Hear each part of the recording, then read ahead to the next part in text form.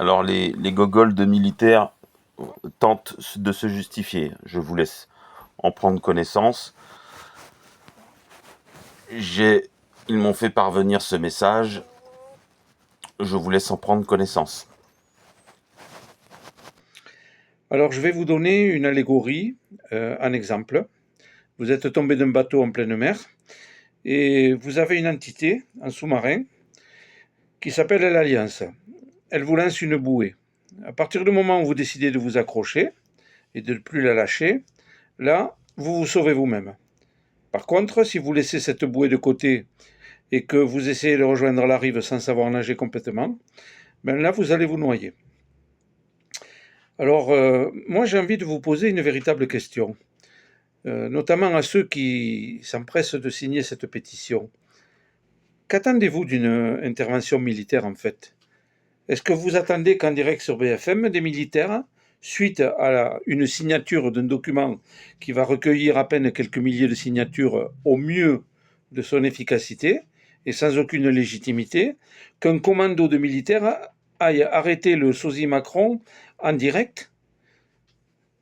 Si vous avez suivi et compris ce qui s'est passé depuis 6 ans, les militaires dont vous demandez l'action, ben, ils ont déjà fait le job. Hein. Je constate que beaucoup qui nous suivent ont souvent une mémoire très courte finalement. Et ils n'ont pas le recul des différentes étapes qui se sont déroulées. Macron a été remplacé. Les dernières élections présidentielles ont été complètement truquées par l'Alliance pour mettre l'acteur à la tête de l'État à la place d'une Marine Le Pen qui avait la majorité des suffrages. Voilà, on est encore en guerre, hein. Il l'a dit lui-même, Macron. On est sous une forme d'état d'urgence. Et tout ceci dans un contexte de dévolution, comme aux USA. Quand on a eu la présidence Biden, alors que Trump et l'armée américaine des Patriotes étaient au contrôle. Euh, alors je dirais, même si c'est un autre sujet qui est tout de même lié, sachez que si l'alliance militaire n'avait pas agi sur la pandémie Covid et si Hillary Clinton avait eu la présidence en lieu et place de Trump, on aurait essuyé une vraie pandémie faisant des millions de morts. Hein. On les ramasserait aujourd'hui dans les rues avec une brouette. Alors, je vous redonne notre compréhension du plan. En fait, la France est déjà sous un contrôle total des militaires en mode d'évolution avec une fausse continuité adoucie de l'agenda 2030. Tout cela pour réveiller la population sur les intentions de nos anciens dirigeants, hein, qui ne sont plus là, ils ont été remplacés, les têtes ont été coupées. Vous vous en souvenez peut-être pas, hein, des explosions qui ont été relatées à Paris par des voisins sous l'Élysée, hein, le militaire qui faisait le poirier en direct en TV quand Macron rentre dans l'Élysée. Hein, vous avez eu l'opération Mousquetaire avec des débarquements militaires américains. Vous avez eu les opérations Orion, hein, qui cachaient des opérations dans les villes. Vous avez eu tous ces faux tremblements de terre, hein, qui avaient des explosions qui masquaient des opérations dans les tunnels pour libérer les enfants. Vous avez même encore aujourd'hui, à l'heure où je vous parle, des opérations avec des décollages de la base de Marignane qui envoient certainement des malfrats à Guantanamo. Donc, vous ne pouvez pas aujourd'hui, si vous avez suivi le plan de l'Alliance, ignorer que les militaires, ils ont déjà fait le job nécessaire pour éliminer le gros des risques. Hein. Il faut se rappeler des défilés des 14 juillet avec les drapeaux inversés, les chorégraphies, hein, les chorégraphies de militaires qui défilaient, à qui on a demandé de dessiner un Punisher. Hein. Toutes les cérémonies du 11 novembre sous l'Arc de Triomphe avec des 17 dessinés avec les parterres de fleurs. Hein. Même la cérémonie symbolique du passage de l'épée de pouvoir aux armées par Macron sur l'Arc de Triomphe, j'en avais fait une vidéo explicative. Alors cette présence militaire en France, elle est cohérente et elle a terminé le job qui lui était attribué. Donc en fait, on attend quoi des militaires, hein? À la limite, je peux concevoir que nous attendions une action d'apaisement si on a un EBS. Donc voilà, donc on n'est plus là, on n'est plus dans la complosphère, on est dans la gogolsphère. En fait, eux-mêmes témoignent du fait qu'ils ont laissé tous les centres babyloniens ouverts. Donc ils parlent de purification. D'un côté, ils font ça, ils jettent une bouée pour que les gens se purifient, etc.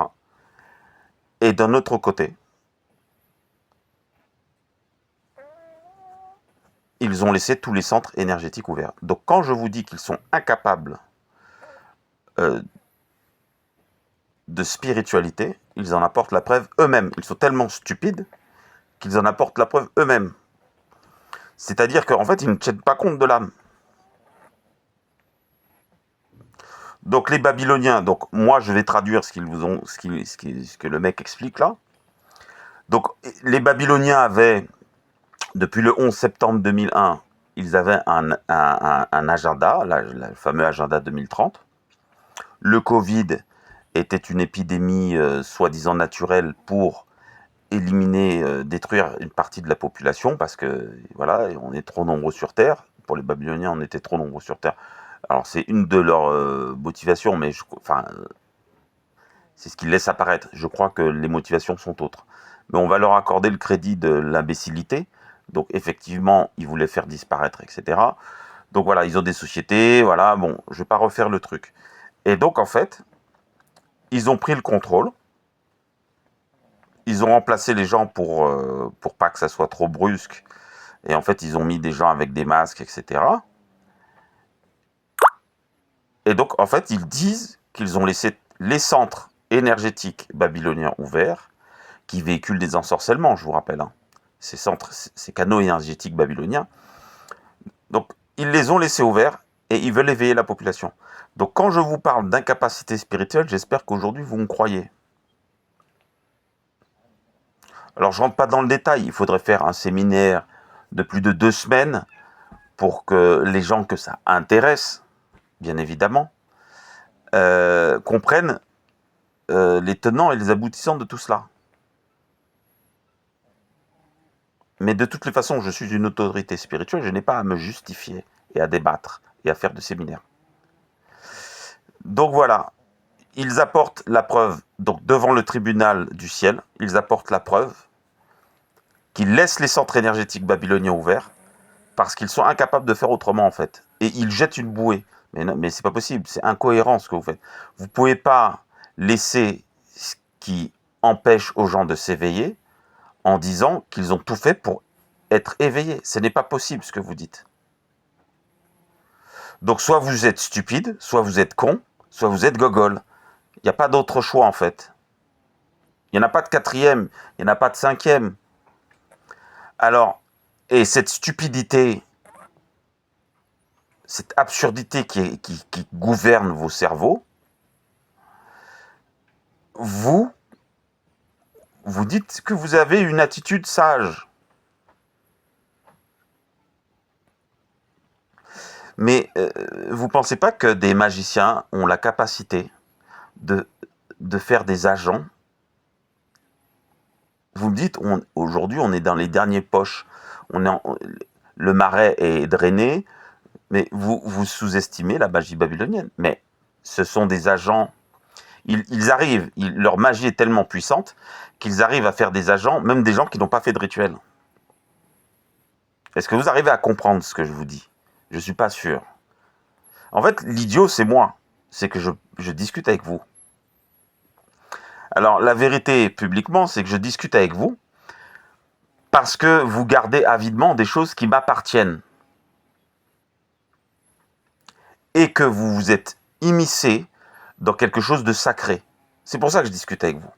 Parce que, en termes de débilité, je crois qu'on a atteint le comble.